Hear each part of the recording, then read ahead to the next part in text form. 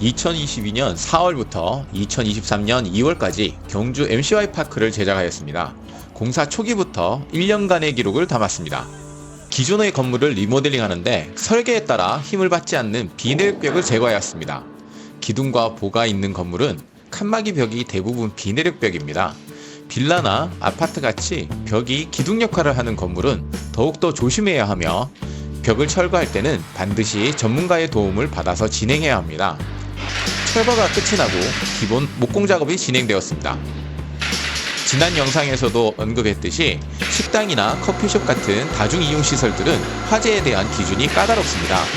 면적과 사용 인원에 따라 갖추어야 할 소방시설들이 많습니다.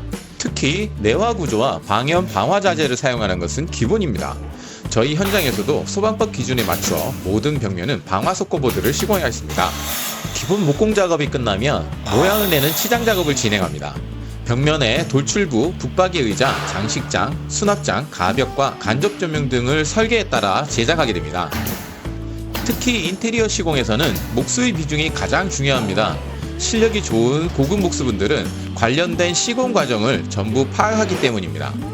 작은 규모의 개인 공사 현장에서는 이렇게 실력 좋은 목수분들이 현장 소장의 역할을 대신하기도 합니다.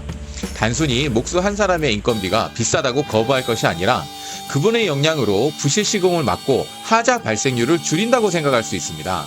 소규모 개인 현장에서는 어떤 목수를 만나느냐의 차이가 그 현장의 수준을 결정한다고 해도 과언이 아닙니다.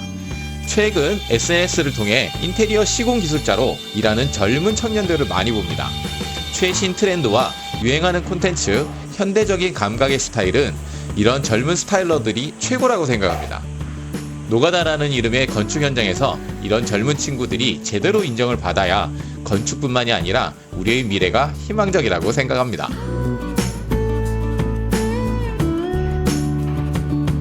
다시 현장 설명으로 들어와서 기본 목공 작업이 끝나고 방화 속고보드 작업이 마무리되면 그 위에 퍼티 작업이 진행됩니다. 인테리어 작업에서 최종 마감이 어떤 것이냐에 따라 바탕 작업이 다릅니다. 이곳 현장의 마감은 페인트이기 때문에 틈새를 메꾸고 색상이 잘 표현되도록 올 퍼티를 합니다. 속고보드의 연결 부분과 핀 자국들을 메꾸어주는 줄 퍼티가 선행되고 울퉁불퉁한 줄 퍼티면을 깨끗하게 하기 위해 올 퍼티, 전체 퍼티를 하게 됩니다. 이러한 퍼티 작업은 한 번에 되지 않고 기본 2회에서 3회 이상 진행해야 마감이 깨끗하게 됩니다. 이곳 현장도 4회 이상의 퍼티 작업을 진행해서 최상의 상태로 마무리했습니다. 이렇게까지 깨끗한 마감을 했던 이유는 모든 벽면에 단순 페인트가 아닌 미술 작가님의 그림들로 그려지기 때문입니다.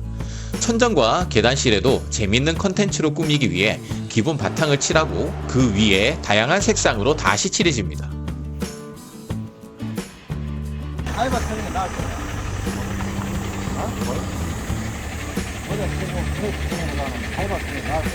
언제나 사고는 예기치 못한 곳에서 발생합니다. 테마 카페의 지붕에서 비가 새기 시작했습니다. 테마 카페 건물은 철근 콘크리트 구조이며 지붕은 기와로 마감되어 있습니다. 지붕의 마감재는 지붕 골조의 바탕면에 방수가 완벽하다는 전제 하에 시공을 합니다. 파팅을 해봐. 어? 저 짜서 파팅을 해봐. 이게 마침 잘 차야 돼. 건물 외벽으로 빗물이 흘러 넘쳤습니다. 해가지고 일로 물이 넘친다고. 저 뒤에도 지금 또 뒤에서 차는 거 마찬가지. 물론 보고 보라. 이 물도니까 이 바닥이 여기 와 있어. 이거 같이 맞잖아. 이거 완전 그 같이 들어오잖아. 그렇지. 그래야지. 그건 그래 놨다니까 이거. 내가 심한 건 내가 다 빼왔거든. 들어가야지. 원래는 안 들어가야지. 그래 지금 앞에 물 새는 게 이게 일로 물 들어가고 여기 간 거야. 단순히 빗물바지가 기울어져서 빗물이 넘친다고 생각했었던 일이 기존 건물의 시공업자가 방수를 제대로 하지 않아 발생한 문제로 확인되었습니다. 결국 지붕의 기와를 걷어내고 지붕 골조의 방수부터 진행한 후 기와를 다시 시공하고 페인트를 칠하기로 결정했습니다. 지붕 작업은 스카이라는 장비를 타고 진행하므로 힘들고 어려운 작업입니다. 지붕의 경사도 가파르며 기와도 시공된 지가 오래되어 깨지거나 떨어질 위험이 상당히 큽니다. 지붕의 방수 작업이 완료되고 기와에 색을 칠합니다. 내부에서도 비가 새는 곳을 확인하여 2차 내부 방수를 진행했습니다.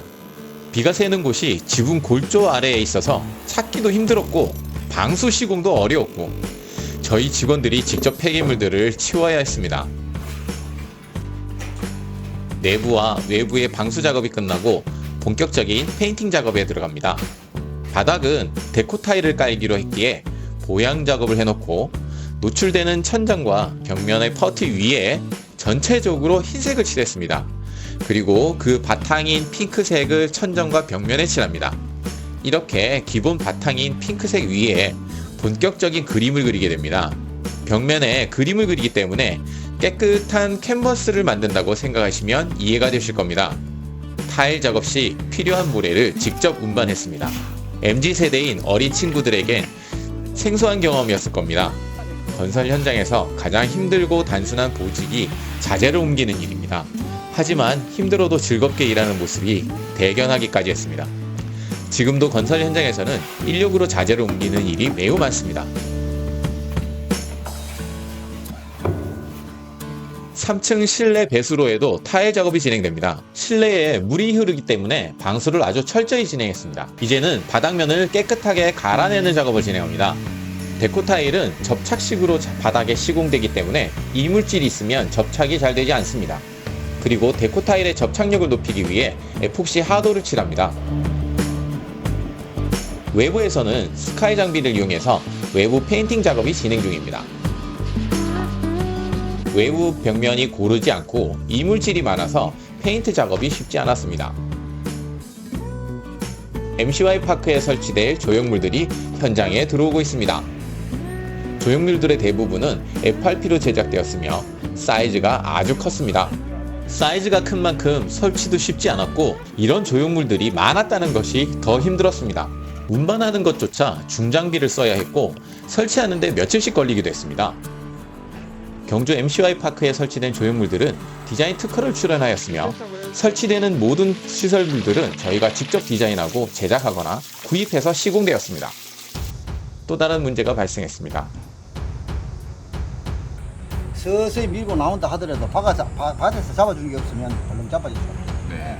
밖에서 이거를 해가지고 스포트 해가지고 내가 대고 계획을 했는데 공연장의 외부 유리가 안쪽으로 무너지는 상황이 발생했습니다. 내부에서 창틀을 밀어주고 외부에서 창틀을 잡아당기는 방식으로 진행해야 하는데 문제는 내부에서 밀어줄 방법이 없다는 것이었습니다. 다음 영상은 새로운 컨텐츠로 제작되는 아트 분수의 제작 과정과 마구간으로 사용되던 마방의 변신하는 모습도 함께 업로드하겠습니다. 시청해주셔서 감사합니다.